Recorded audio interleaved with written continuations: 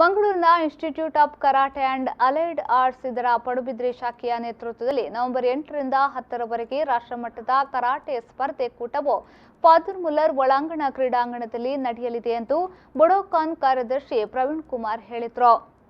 ಅವರು ಮಂಗಳೂರಿನ ಪ್ರೆಸ್ ಕ್ಲಬ್ನಲ್ಲಿ ಸುದ್ದಿಗೋಷ್ಠಿ ನಡೆಸಿ ಮಾತನಾಡಿದರು.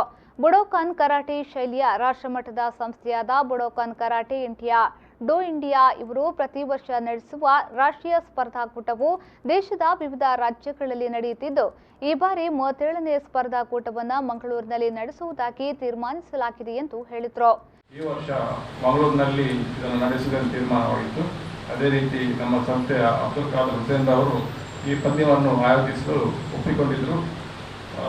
ಈ ಸ್ಪರ್ಧಾಕೂಟ ಈಗ 8, 9, 10 ನವೆಂಬರ್ರಂದು ಮಂಗಳೂರಿನ ಪ್ರತಿಷ್ಠಿತ ಫಾದರ್ ಮುಲ್ಲರ್ ಒಳಾಂಗಣ ಕ್ರೀಡಾಂಗಣದಲ್ಲಿ ನಡೆಯಲಿಕ್ಕಿದೆ. ಈ ಸ್ಪರ್ಧೆಗೆ ನಮ್ಮ ದೇಶದ ಸುಮಾರು 20 ರಾಜ್ಯಗಳಿಂದ ಸುಮಾರು 2,000 ಸ್ಪರ್ಧಾಳುಗಳು ಆಗಮಿಸುವ ನಿರೀಕ್ಷೆ ಇದೆ. ಹೆಚ್ಚಿನವರು ಈಗಾಗಲೇ 1,500ರಷ್ಟು ಹೆಸರುಗಳು ಈಗಾಗಲೇ ನೋಂದಣಿಯಾಗಿದೆ.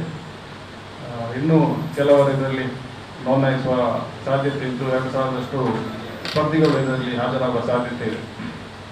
ಈ ಸ್ಪರ್ಧಾಕೂಟ ಸುಲಲಿತವಾಗಿ ನೆರವೇರಿಸೋದಕ್ಕಾಗಿ ಬುಡೋಕಾನ್ನ ರಾಷ್ಟ್ರಮಟ್ಟದ ಅಂತಾರಾಷ್ಟ್ರೀಯ ಮಟ್ಟದ ತೀರ್ಪುಗಾರರು ಕೂಡ ಬರಲಿಕ್ಕಿದ್ದಾರೆ. ಸುಮಾರು 150ಕ್ಕೂ ಹೆಚ್ಚು ತೀರ್ಪುಗಾರರನ್ನು ಇದಕ್ಕೆ ಆಹ್ವಾನಿಸಲಾಗಿದೆ. ಸುದ್ದಿಗೋಷ್ಠಿಯಲ್ಲಿ ಕ್ರೀಡಾ ಭಾರತೀಯ ಸಂಚಾಲಕರಾದ ಬೋಚರಾಜ್ ಕಲ್ಲಡ್ಕ, ತಲಪಾಡಿ ಫಲಹ ಎಜುಕೇಷನ್ ಇನ್ಸ್ಟಿಟ್ಯೂಟ್ನ ಅಧ್ಯಕ್ಷರಾದ ಆರ್.ಪಿ. ಕುಂಜೆ, ಕ್ರೀಡಾ ಭಾರತೀಯ ಕಾರ್ಯದರ್ಶಿ ಪ್ರಮೋದ್ ಹರಿಕಾ, ಮುಖ್ಯ ಸಂಘಟಕರಾದ ಅಬ್ದುಲ್ ಖಾದರ್ ಹುಸೇನ್ ಉಪಸ್ಥಿತರಿದ್ದರು.